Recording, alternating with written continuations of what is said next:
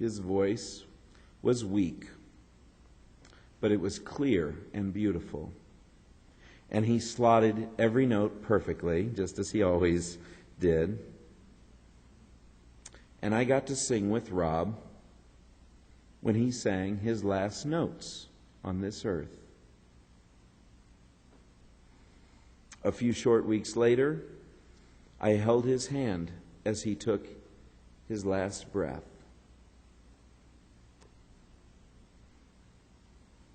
And that's the way it is for all of us. We're only given so many notes to sing in this life.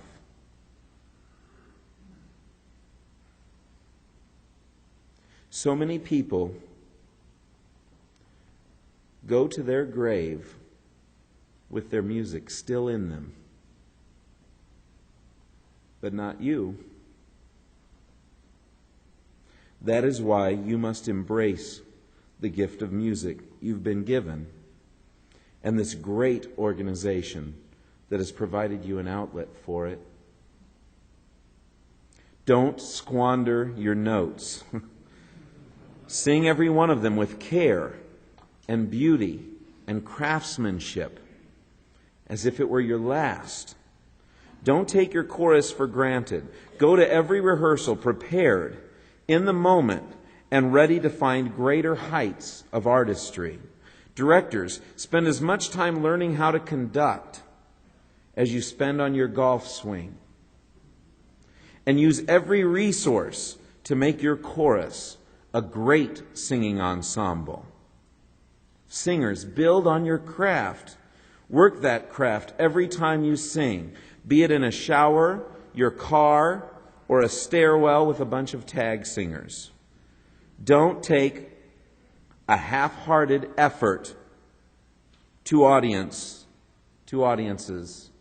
and proclaim, "This is Barbershop." Don't just sing as if it were your hobby. Sing as if it were your life. Sing with the fullest measure of your intelligence and spirit, for you see, it isn't just a hobby. It's a ministry. Now, you might not consider it a Christian ministry, but it is a ministry nonetheless. You are making a positive difference in people's lives and your own. You're bringing beauty and art into the world. Don't value Barbershop over God or your family, as many have done, but don't minimize it either. And don't you dare be ashamed of it. As a matter of fact, anyone I find not singing as skillfully and from the heart as he possibly can this week will be sent home.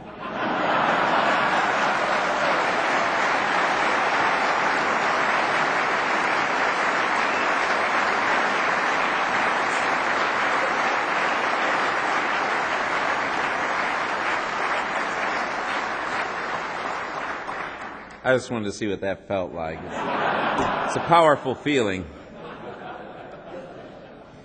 In 1513, Machiavelli wrote to a friend describing how he found consolation from the cares of this world. "I go to the library," he said, "and as I cross the threshold, I cast off my everyday clothing, covered with filth and mud, and put on the costume of the royal court. Thus honorably clad, I enter the classical court of the ancients. They welcome me warmly, and I feast on the nourishment for which I was born. And there I make bold to speak to them and ask the motives of their actions. And they in their humanity reply to me.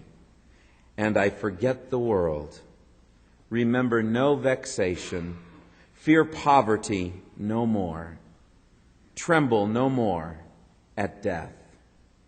I pass indeed into their world." This is what our barbershop music making can be for us. Not just a hobby or a sport to win, but an opportunity to cast off our troubles, if only for a while, put on our royal clothing, and come face to face with our predecessors, the Flatfoot Four, the Buffalo Bills, Val Hicks, Lou Perry, Mo Rector, Ed Waishi, Lloyd Steinkamp. And that quartet of nameless African American men from the 1880s who we would never know about except for the impact they made on James Weldon Johnson, the gold medal they gave him, if you will, as they gathered in a nondescript southern barbershop, latching onto a chord that filled their spirits, souls, and bodies to the point that they had to cry out, hold it, and repeat it over and over again as they attempted to relive that glorious moment of absolute musical, spiritual, and fraternal synergy. And our modern-day master composers, arrangers, and directors like David Wright or Jim Clancy, Freddie King, Tom Gentry, Aaron Dale, Clay Hine, Joe Lyles, and so many others, to listen to what they have to say to us through their music, to respond to them by magnifying their music with the music of our own souls, and then to offer this glorious new creation to others, each of whom will receive it in their own unique way, wrapping it inside their own sensibilities and finding a place in their hearts and minds to keep it for the rest of their lives. This is our calling. It is our ministry. And it is an awesome one. Thank you very much.